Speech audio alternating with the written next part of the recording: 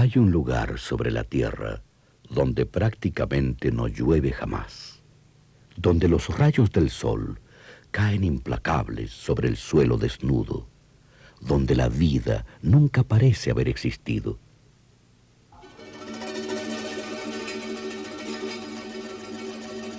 Sin embargo, este lugar, el más seco del planeta, también esconde los más fascinantes secretos de la naturaleza. Hoy presentamos la magia del desierto.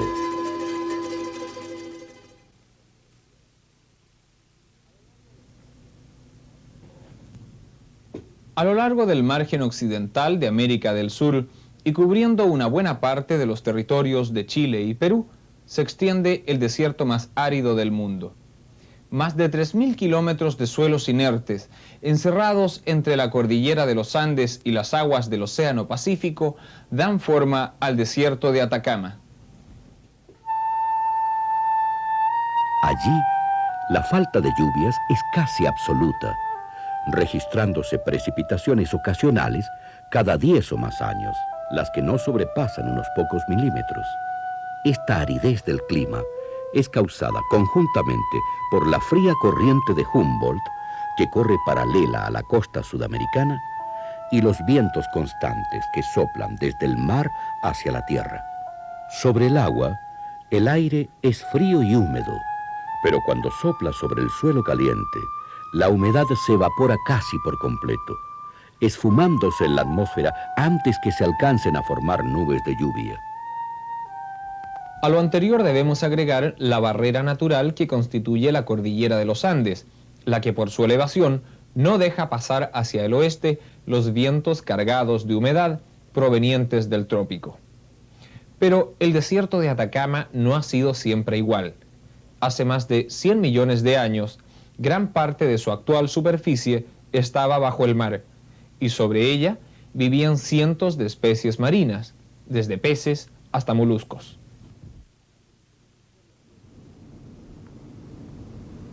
Iniciamos nuestra expedición al norte de Chile, dirigiéndonos hacia la antigua mina de plata de Caracoles, al noreste de Antofagasta, justo en el corazón del desierto de Atacama.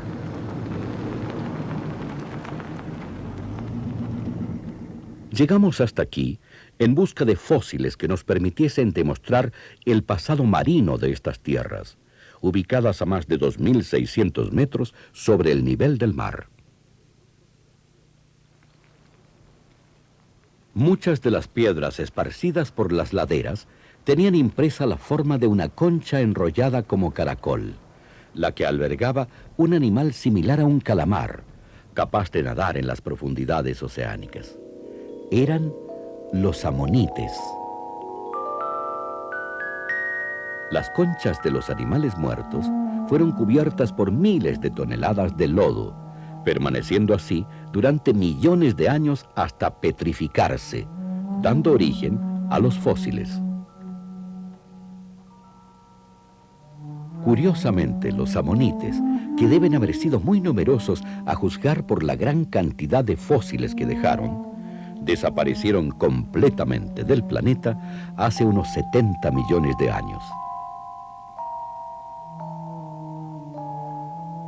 Además de las conchas fosilizadas, también se puede encontrar rocas con impresiones de peces, incluso con detalles de sus escamas y la espina dorsal.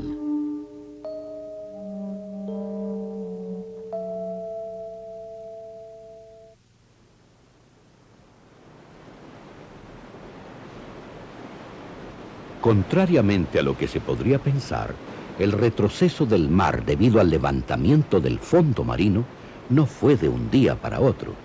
El proceso fue lento y complejo, tal como podemos ver en este corte a orillas de la carretera, a unos 20 kilómetros de la costa y a unos 100 metros sobre el nivel del mar.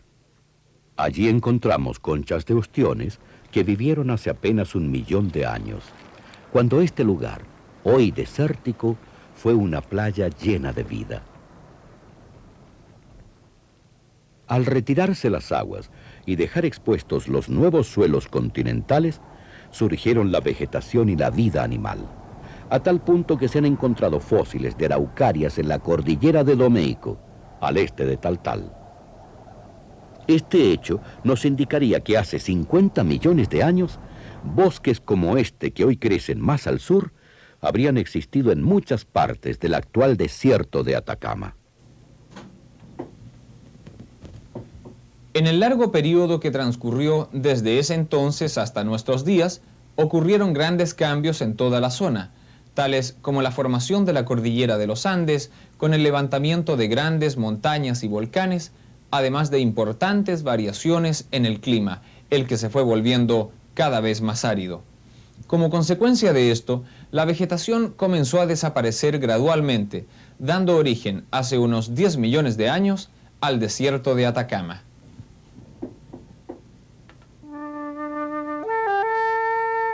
En este lugar, como en muchos otros de este desierto, no ha llovido tal vez durante siglos. No encontramos ríos, ni vertientes, ni siquiera napas de agua subterránea. Estamos en el punto más seco e inerte del planeta. Aquí no hay ni el más mínimo indicio de vida vegetal, ni siquiera líquenes en las rocas. Solo piedras esparcidas por el suelo, arena, viento y sol. Menos aún podría existir vida animal.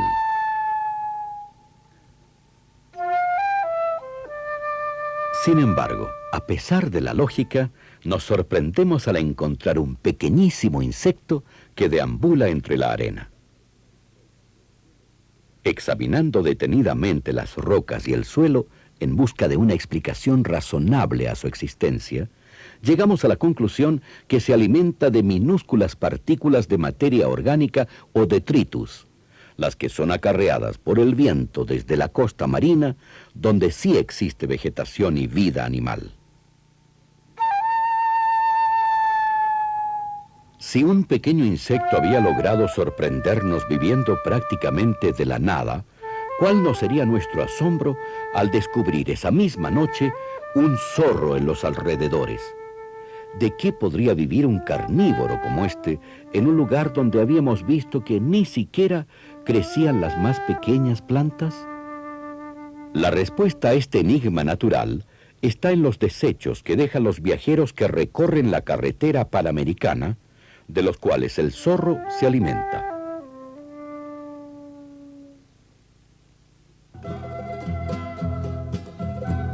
Sin embargo, no todo el desierto de Atacama es tan estéril como estas planicies. Hay algunos lugares donde el agua corre esporádicamente cada 5, 10 o más años en forma de aluviones que descienden desde la cordillera de los Andes cuando allí llueve en exceso. Entonces ocurre algo extraordinario. Millares de semillas que permanecieron inertes durante años germinan estimuladas por el agua, creciendo una gran variedad de pequeñas plantas y arbustos. Pasado el aluvión, la humedad de la tierra dura poco, y una vez que se seca, la mayoría de las plantas muere. En cambio, algunas, como el cachiyuyo, logran permanecer verdes e incluso florecer durante años, viviendo de las reservas que han acumulado en sus raíces y tallos. Una vez agotadas, el cachiyuyo muere, no sin antes dejar suficientes semillas esparcidas por el suelo, las que deberán esperar tal vez varias décadas hasta que vuelva el agua para germinar y reiniciar el ciclo de vida. Así, cuando aparece la vegetación, llegan los insectos, como estas moscas del desierto, que se alimentan del néctar de las flores.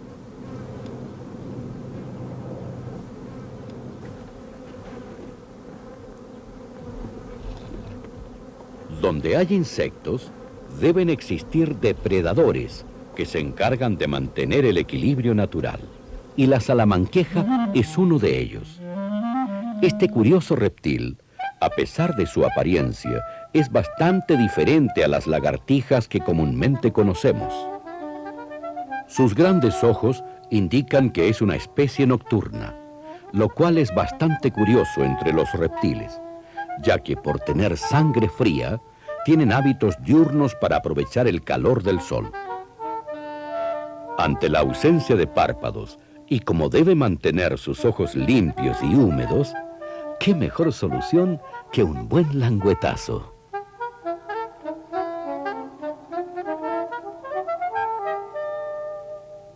La salamanqueja puede cambiar de color con facilidad, de acuerdo al terreno en que se mueve, para así mimetizarse y no ser presa de aves o zorros. En el norte se piensa que la pequeña salamanqueja, que no mide más de 12 centímetros, es venenosa, lo cual es erróneo, siendo un animal totalmente inofensivo para el hombre.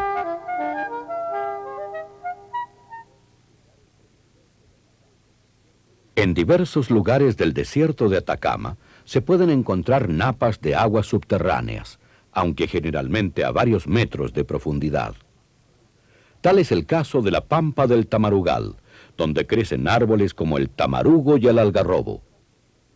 Gracias a sus largas raíces, estos árboles pueden extraer el agua necesaria para sobrevivir, alcanzando a veces grandes dimensiones como este tamarugo, de unos 20 metros de alto y alrededor de 700 años de edad.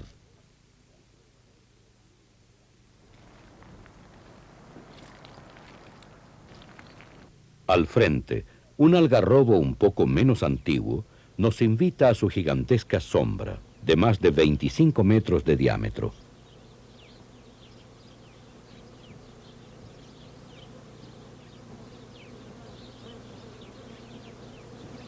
Muy cerca de estos árboles nos encontramos con una fantástica colonia de abejas que viven apegadas al suelo. Sus hábitos son completamente diferentes a las abejas domésticas que producen miel. No forman panales como sus parientes, como tampoco tienen una sola reina productora de huevos. En cambio, están muy bien adaptadas para vivir en terrenos desérticos, especialmente durante el período de reproducción que coincide con la floración de los tamarugos y algarrobos.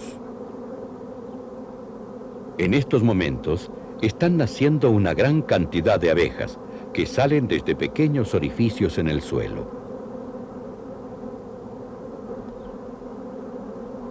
Mientras tanto, millares de machos sobrevuelan rasantes a la espera del nacimiento de una hembra.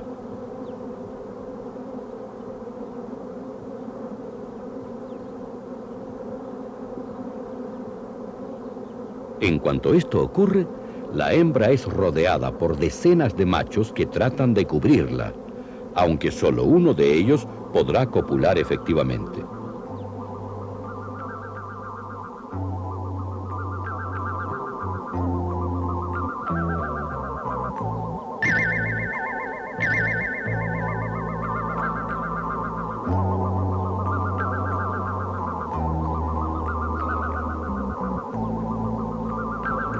Una vez que la hembra es liberada y sus huevos fecundados, comienza a cavar un orificio donde construirá un pequeño nido o celda.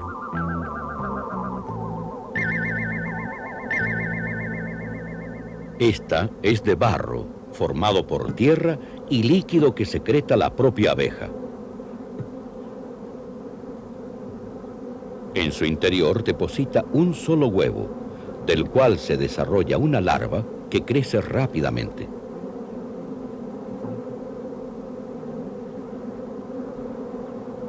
Al cabo de 7 días, durante los cuales debe ser alimentada por la madre, se transforma en pupa, debiendo esperar algunas semanas hasta convertirse en un adulto listo para salir a la superficie y reiniciar el ciclo de reproducción. Este proceso se repite unas 3 veces cada primavera, asegurando así la población de abejas de los estragos que le causa su principal predador, el lagarto de Tarapacá.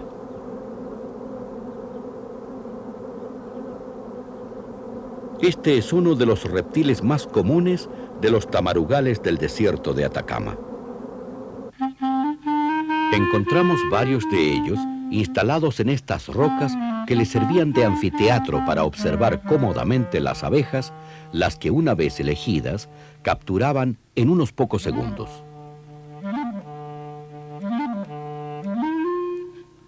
A no más de un centenar de kilómetros de aquí, donde el desierto se encuentra con el mar, una especie de iguana muy similar al lagarto de Tarapacá se alimenta de algas y desechos orgánicos arrojados por el mar.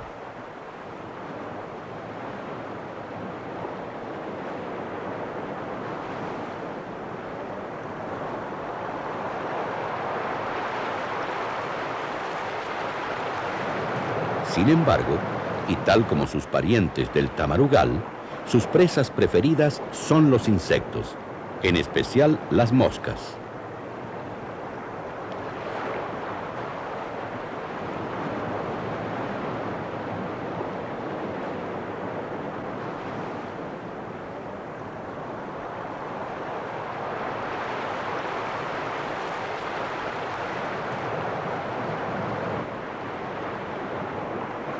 Como se trata de un animal incapaz de calentar su propia sangre, la iguana debe pasar largas horas asoleándose con el fin de tener la energía necesaria para capturar sus presas con agilidad.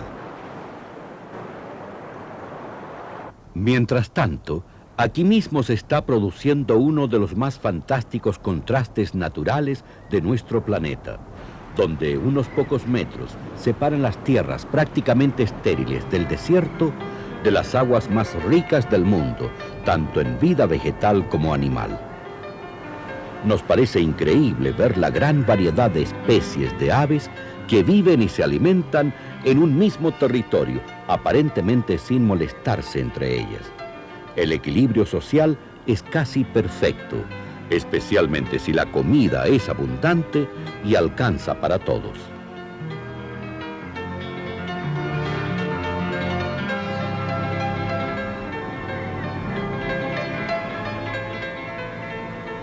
Los cormoranes o guanayes se zambullen para capturar peces a bastante profundidad.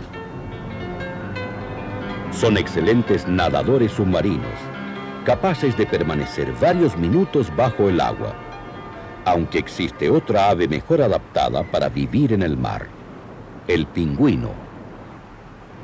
¿Pingüinos frente al desierto?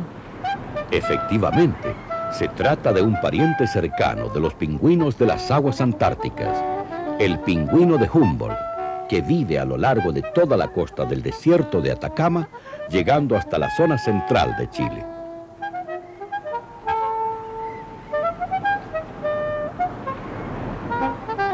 Mientras estas simpáticas aves juguetean en el agua, el pelícano, con sus casi 2 metros de envergadura alar, observa los peces desde la altura. Constantemente deben arreglar su plumaje, ordenando y peinando las plumas que se hayan dañado en las zambullidas. El proceso se complementa con un buen baño de mar, que se encarga de eliminar los insectos parásitos.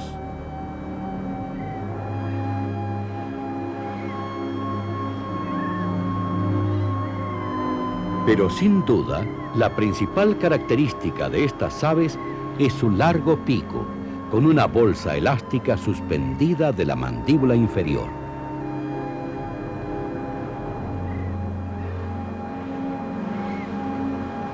Curiosamente, esta es la única especie de pelícano, de las varias que se conocen alrededor del mundo, que se clava en el mar para obtener su alimento.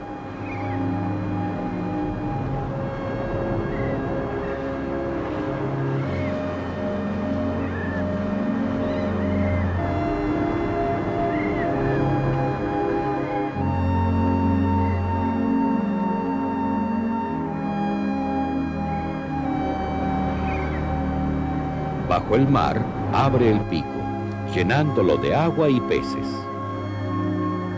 Al salir, la bolsa se contrae a su tamaño original, botando el agua por la juntura del pico, sin permitir que se le escapen los peces, los que se traga enteros.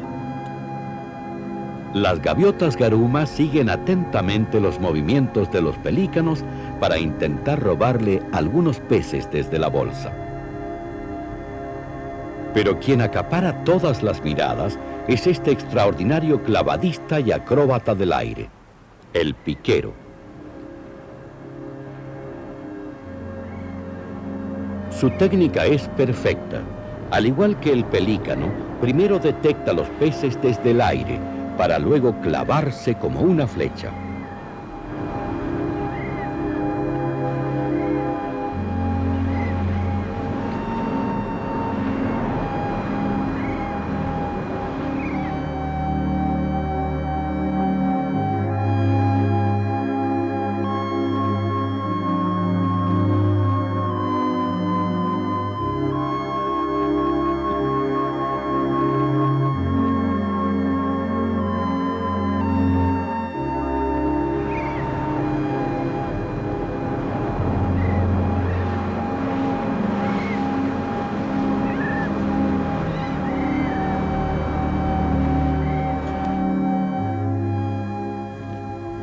Una de las razones de por qué el mar a orillas del desierto más seco del mundo sea un verdadero caldo de vida, quizás esté en el mismo desierto, que ha mantenido alejado de sus costas al principal predador de la creación, el hombre moderno.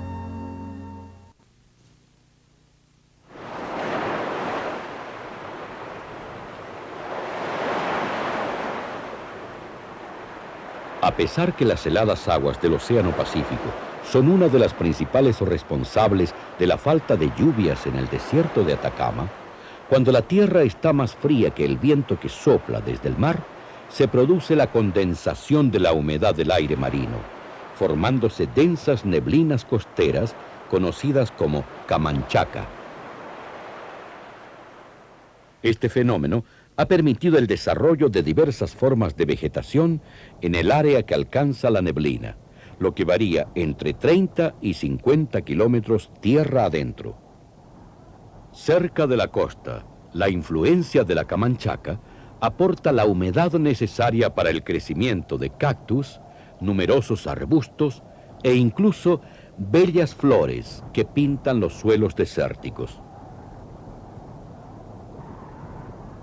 Algunos kilómetros al norte de Taltal encontramos estas curiosas plantas, conocidas como cactus copiapoa, que tiene la característica de crecer retorciéndose junto al suelo.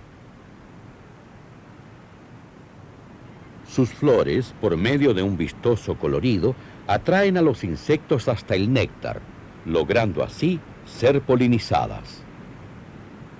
Esta hermosa mosca multicolor pareciera haberse vestido de fiesta para nuestra cámara, mientras que con su larga trompa dividida lame el néctar desde el fondo de la flor.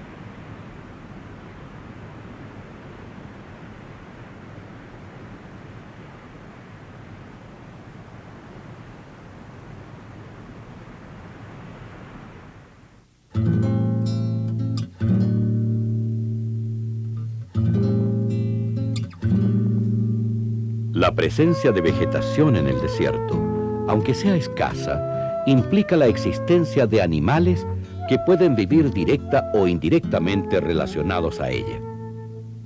El guanaco, un pariente de los camellos del Sahara, es el más grande y espectacular de los animales desérticos que se conocen en Chile.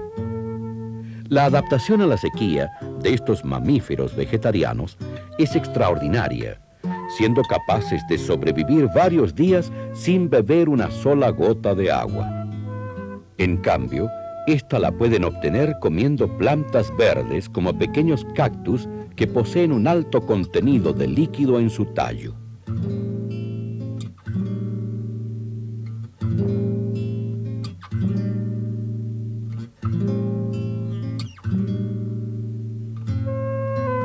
Tal vez estos son unos de los últimos sobrevivientes de una numerosa población de guanacos que habitaba en las costas del desierto de Atacama hasta hace unas décadas, cuando fueron víctimas de los cazadores que prácticamente los exterminaron de esta región.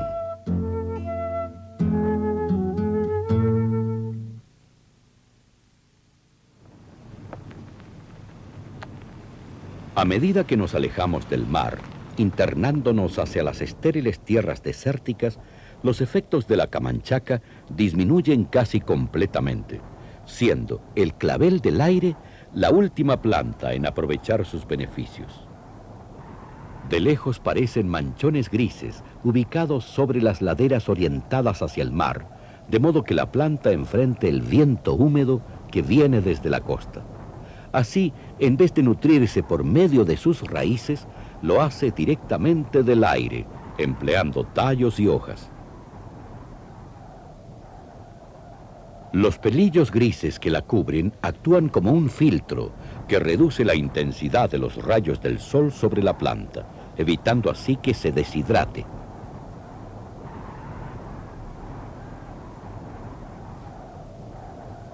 Como una forma de economizar energía y preservar la humedad, la flor del clavel del aire es muy pequeña y sencilla. Las semillas que produce son minúsculas, siendo repartidas por el viento a grandes distancias.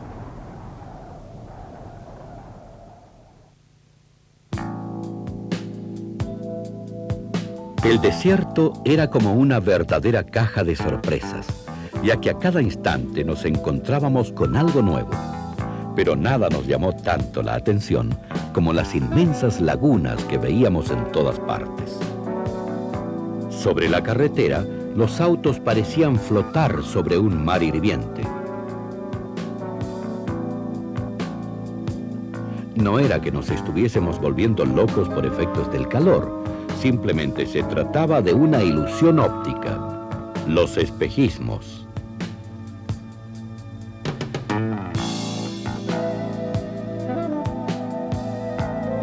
Este fenómeno se produce por la reflexión de la luz del horizonte sobre una capa de aire caliente cercana al suelo. El agua que el ojo humano cree ver en la Tierra no es más que la imagen del cielo azul reflejada en un gran espejo etéreo.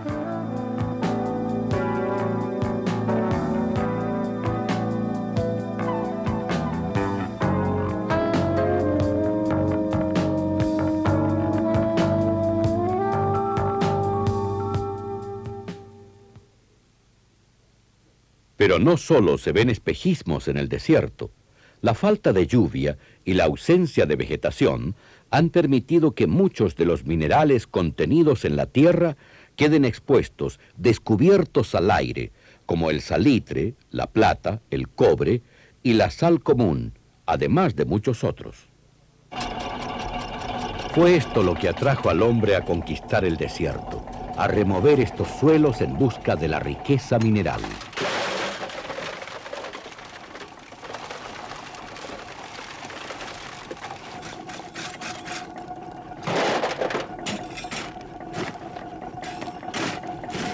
Mineros como estos, que perforan el desierto con las manos, fueron los que no hace más de un siglo descubrieron el inmenso potencial económico de la minería, haciendo que el nombre de Chile y de Atacama se esparciese por todo el mundo.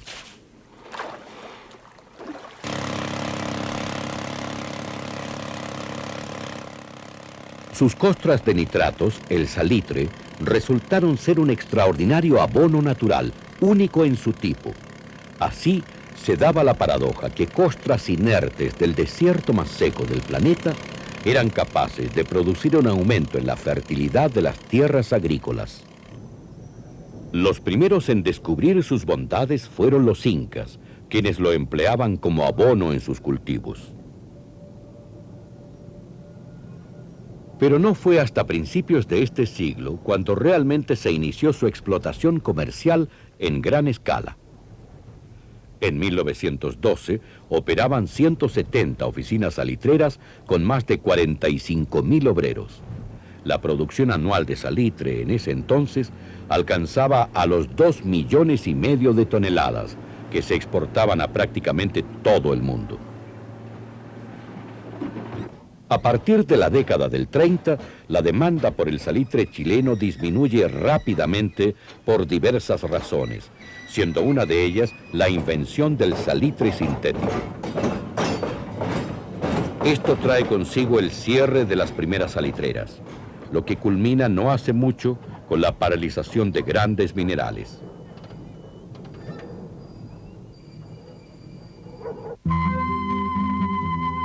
Hoy día, las principales oficinas salitreras en operación son Pedro de Valdivia y María Elena, al noreste de Antofagasta, las que en conjunto producen suficiente salitre, además de yodo, como para satisfacer la demanda nacional y exportarlo a más de 30 países.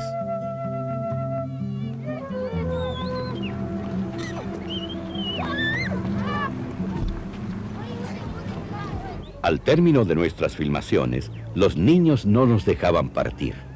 Ellos querían que los filmáramos para que los niños de otras partes de Chile supieran lo que es vivir en el desierto, del cual son parte, y que aman tanto como los niños del sur aman los bosques y los ríos.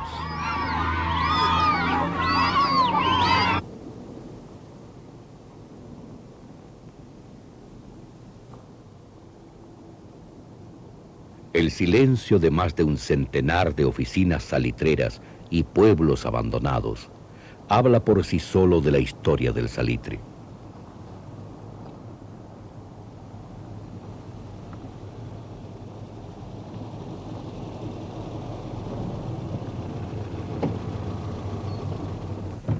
Yo creo que yo me bajé primero y le dije algo.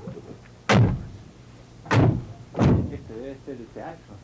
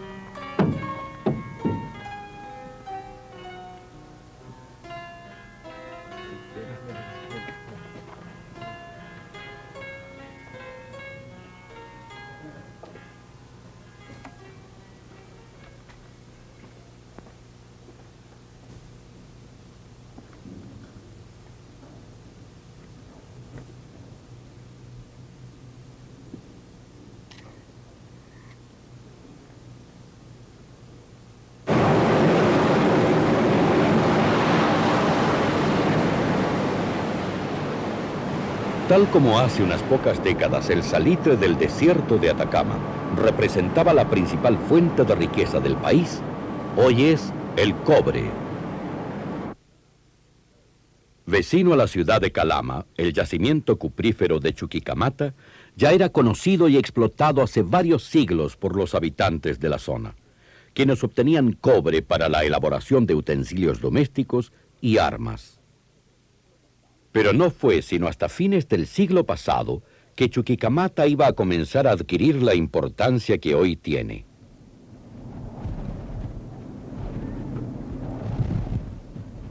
Casi 4 kilómetros de largo por 2 de ancho y más de 470 metros de profundidad hacen de esta mina a tajo abierto la más grande del mundo.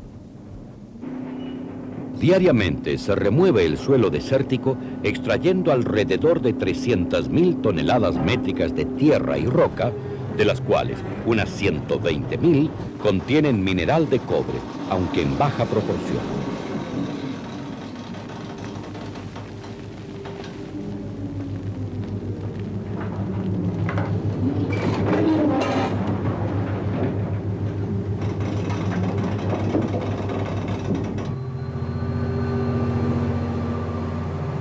El material extraído es tratado a través de diversos procesos de concentración, fusión y refinación, hasta llegar a obtener cobre de una pureza cercana al 100%.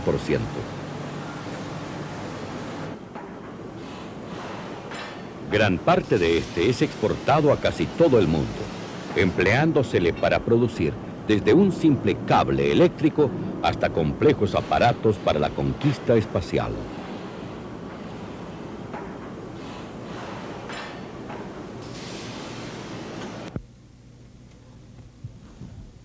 Pero no todos los que han habitado el desierto de Atacama se han dedicado a la minería. Aunque parezca curioso, también se ha desarrollado la agricultura, incluso la ganadería, aprovechando todos aquellos lugares donde había agua, aunque ésta fuese poca. Los escasos ríos que atraviesan el desierto han sido desde remotos tiempos el hábitat preferido del hombre, que ha dejado impresas sus huellas en la roca.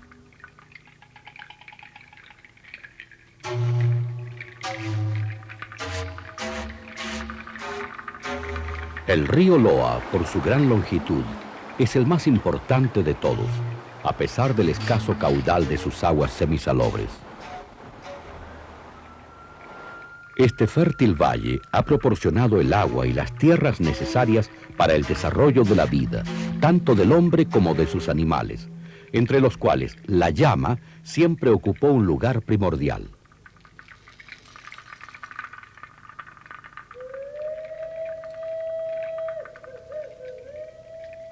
Pero no solo los ríos han permitido el crecimiento de la vegetación y el establecimiento del hombre. En algunos lugares, aguas semisalobres corren bajo el árido suelo desértico, en forma de napas subterráneas, lo que permitió al hombre primitivo cultivar maíz, tomates y legumbres. Sus descendientes continuaron trabajando estas áridas tierras, para lo cual desarrollaron una técnica que les permitió, hasta no hace mucho, cultivar una gran variedad de vegetales, desde inmensos algarrobos hasta porotos y maíz.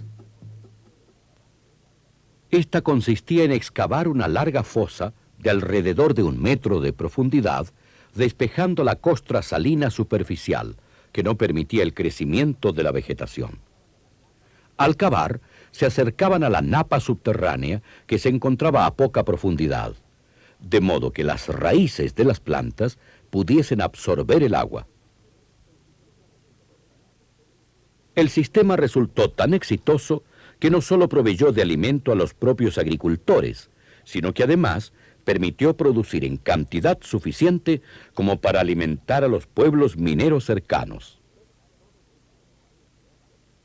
Todo funcionó hasta que hace algunas décadas el agua de la napa comenzó a disminuir, haciendo que ésta se volviese cada vez más profunda, lo que hoy podemos comprobar en este pozo, al encontrar el agua a más de 10 metros bajo la superficie.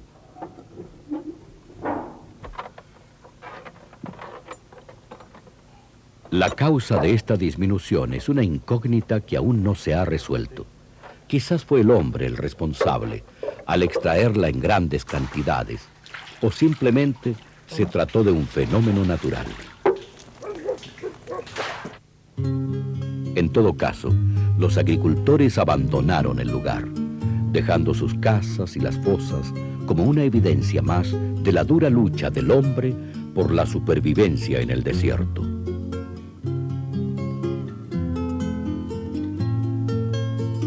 En cambio, los árboles nativos de la zona, como el algarrobo y el tamarugo, lograron sobrevivir perfectamente a la disminución del nivel de la napa.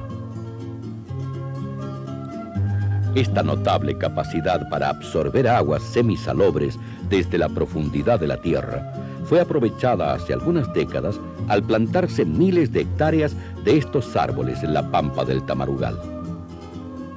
Uno de los objetivos de estas plantaciones fue el buscar una forma de aprovechamiento de los frutos del tamarugo, cuyo contenido nutritivo es capaz de alimentar a cierto tipo de ganado ovino.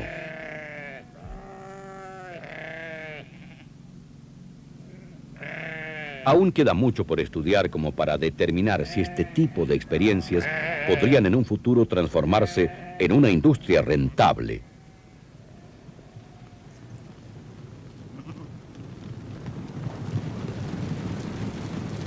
Mientras tanto, los viajeros que cruzan estas plantaciones por la carretera panamericana siguen disfrutando de su refrescante belleza.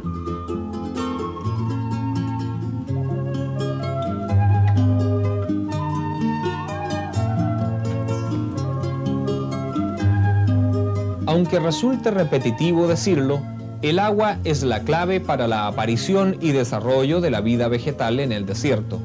Donde ésta surge, hay vegetación, y la mejor prueba de esto son los oasis.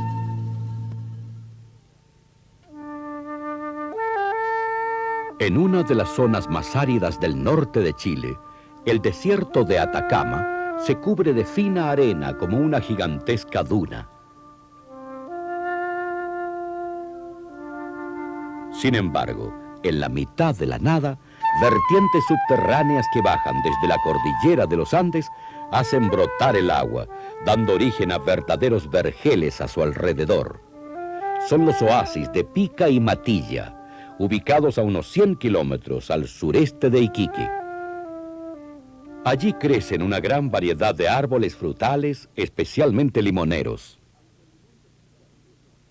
Aunque el limón de Pica no es originario de este lugar, sino que una variedad introducida desde el trópico, aquí se da extraordinariamente bien. Su fruto jugoso, de cáscara muy delgada, además de su aromático sabor, ha hecho conocido en todo el país el nombre de este pequeño oasis atacameño.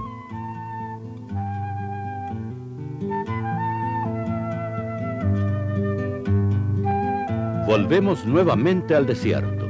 Esta vez íbamos en busca de una estación agrícola experimental que se encuentra cerca de Pica y que ha dado origen al más impresionante oasis artificial.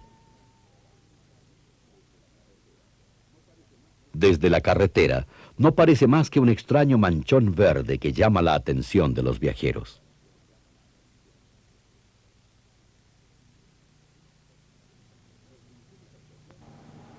Nos dirigimos hacia allá para conocer de cerca este verdadero milagro vegetal en medio de la arena. Aquí crecen limoneros, naranjos, pomelos, además de palmas datileras, las mismas del desierto del Sahara.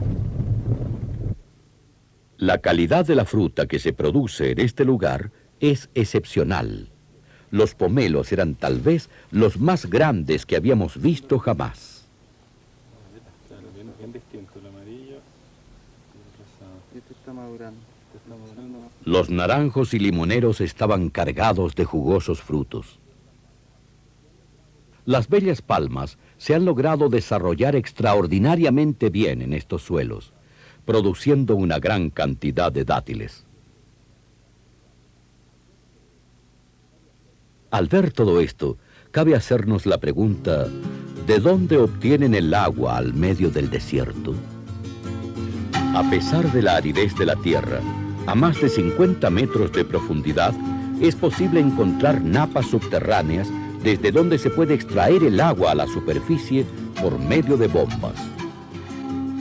Almacenada en grandes estanques, es repartida por medio de canaletas a cada una de las plantas.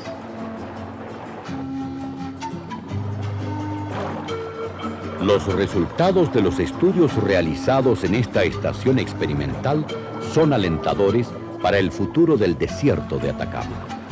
Sin embargo, la gran incógnita aún no tiene respuesta.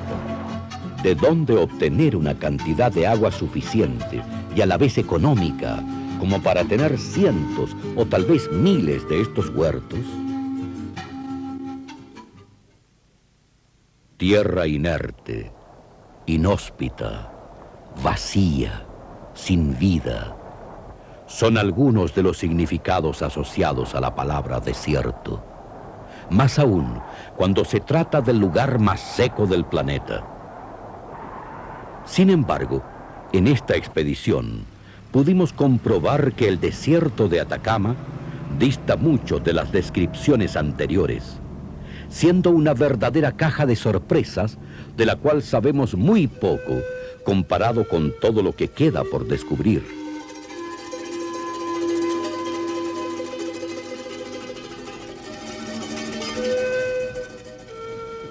Este desierto resultó ser un lugar mágico que nos logró atraer con un magnetismo muy especial, invitándonos a meditar del papel que juegan sus más recientes habitantes, nosotros mismos.